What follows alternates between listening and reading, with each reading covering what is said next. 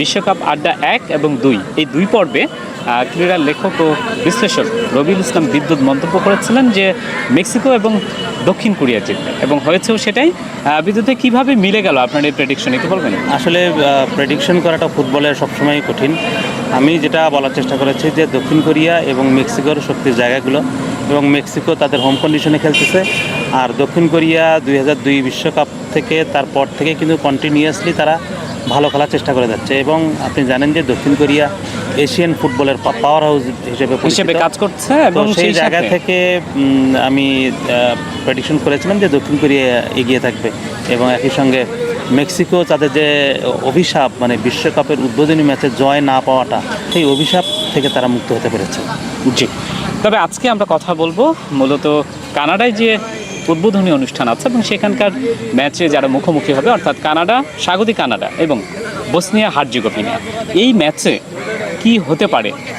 আচ্ছা, আমি এই ম্যাচে কি হতে পারে বা না পারে সেটার আগে আমি আপনাকে জানিয়ে রাখি যে কানাডা মোটো ফুটবলের দেশ, কানাডা আইস হকির দেশ, কানাডা পরিচয় হচ্ছে হকির দেশ হিসেবে। কানাডা এবারের বিশ্বকাপে হোস্ট করছে এবং ইতিহাসে প্রথমবারের মতো। এবং বসনিয়া হার্জেগোভিনার ক্ষেত্রেও যদি আমি বলি, বসনিয়া হার্জেগোভিনা ইউরোপের দেশ, তারা ইউরোপের ঘরানার যে ফুটবল সেটা খেলে।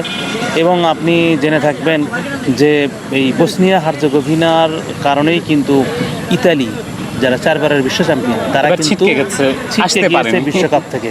তো সেই জায়গা থেকে বসনিয়া হার্জেগোভিনা, আমি মনে করি তাদের বেশ কিছু প্লেয়ার ইউরোপিয়ান লিগে খেলে। তো জার্মানি, ইংল্যান্ড এবং ফ্রান্সের বেশ কিছু লিগে তাদের খেলোয়াড়রা খেলে। সেই জায়গা থেকে কানাডা হোস্ট, তারপরও বসনিয়া হার্জেগোভিনার শক্তিমত্তা কিন্তু বেশ এগিয়ে। আর কানাডার ক্ষেত্রে যেটা বললেন, কানাডা 2বার বিশ্বকাপ খেলেছে এবং 2বারের বিশ্বকাপে তাদের কোনো জয় নেই, এমনকি তারা ড্র পর্যন্ত করতে পারেনি। এবারে তাদের যেহেতু ঘরের মাঠে খেলা, সেই জায়গা থেকে তারা আশাবাদী। এবং তাদের ক্যাপ্টেন ডেভিড আলোনসো, তিনি কিন্তু বায়ার্ন মিউনিখে খেলেন। এবং বুঝতে পারছেন যে জার্মানির বায়ার্ন মিউনিখ বিশ্বের অন্যতম সেরা। তবে খুব দুঃসংবাদ এই মুহূর্তে কানাডার জন্য যে ডেভিড আলোনসো খেলতে পারছেন না। এটি একটি আসলে স্বাগতিক হিসেবে কানাডার একটা তো সুযোগ থাকবেই, সেই সুযোগটা তাদের নিতে চায় তাদের দর্শকরা। 45,000 দর্শক ধারণ ক্ষমতা টরন্টো স্টেডিয়ামে, সেই টরন্টো স্টেডিয়ামে তাদের আওয়াজটা থাকবে কানাডার দিকে। এবং আপনাকে আরেকটা বিষয় আমি জানিয়ে রাখি, সেটা হলো যারা মেক্সিকোতে প্রথম উদ্বোধনী অনুষ্ঠান যারা মিস করেছে, তাদের হতাশ হওয়ার কোনো কারণ নেই। তারা কানাডার উদ্বোধনী কানাডাতে আরেকটা উদ্বোধনী ম্যাচ হতে যাচ্ছে। এটা ম্যাচ শুরুর আগেই শুরু হবে, রাত 1টায় বাংলাদেশ সময় ম্যাচটা শুরু হবে। তার আগে কানাডার পর্বের যে উদ্বোধনী সেটা কিন্তু হবে। এবং এখানে আপনাকে বলে রাখি, বলিউডের বিখ্যাত আইটেম গার্ল হিসেবে যিনি পরিচিত, নোরা ফাতেহি, যিনি কাতার বিশ্বকাপে পারফর্ম করেছিলেন এবং টানা 2বার তিনি বিশ্বকাপে পারফর্ম করছেন। এবং কানাডার অংশে, মানে 3টা দেশেতেও এবার ওয়ার্ল্ড কাপটা হচ্ছে এবং কানাডার অংশে তিনি পারফর্ম করবেন। এবং সেই সাথে বিদ্যুৎ আরও একটা বিষয় নিশ্চয়ই আপনি জানেন যে বাংলাদেশি বংশোদ্ভূত শিল্পী সঞ্জয়, তিনিও এই আসরে পারফর্ম করবেন। অ্যাবসলিউটলি, সঞ্জয় বাংলাদেশি বংশোদ্ভূত কানাডিয়ান নাগরিক, তিনিও ওই নোরা ফাতেহির সঙ্গে পারফর্ম করবেন। তবে আপনাকে জানা রাখি যে ম্যাচের আগে উদ্বোধনী অনুষ্ঠান একটা সময় বিশ্বকাপের জন্য অতটা গুরুত্বপূর্ণ ছিল না। 2010 বিশ্বকাপে, যেটা সাউথ আফ্রিকায় অনুষ্ঠিত হয়েছিল, সেই বিশ্বকাপে শাকিরার ওয়াকা ওয়াকা গানটি গাওয়ার পর থেকেই বিশ্বকাপ ফুটবল মানেই আমাদের কাছে এক ধরনের মনে হয় যে শাকিরার সেই গান বা ওই যে একটা উদ্বোধনী উন্মাদনা, সেটা না হলেই বোধহয় অসম্পূর্ণ থেকে যায়। 2010 বিশ্বকাপের পর থেকেই কিন্তু বিশ্বকাপের উদ্বোধনী অনুষ্ঠানকে ঘিরে একটা উন্মাদনা আলাদাভাবে তৈরি হয়। সেটি আপনি এবার দেখে থাকবেন যে ইতিহাসে প্রথমবারের মতো 3টে দেশে বিশ্বকাপ হচ্ছে। এবং আমরা জানি যে এতদিন বিশ্বকাপের উদ্বোধনী অনুষ্ঠান একবার একটা জায়গায় হয়ে থাকতো, কিন্তু এবারই প্রথম ইতিহাসে 3টা দেশেই আলাদাভাবে উদ্বোধনী অনুষ্ঠান হচ্ছে।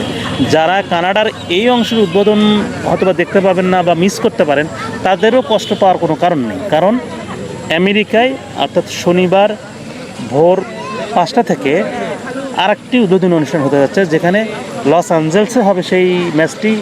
আমেরিকা খেলবে প্যারাগুয়ের বিপক্ষে। তার আগে হলিউডের যত সুপারস্টার রয়েছে, ভিনজেল, তারা কিন্তু সেখানে পারফর্ম করবে। অর্থাৎ আমরা আরও 2টো উদ্বোধনী, মানে আজকে রাতে সহ আর একটা উদ্বোধনী অনুষ্ঠান, মানে ভোর 5টায় আর কি, সেই অনুষ্ঠানটা আমরা দেখতে পারি।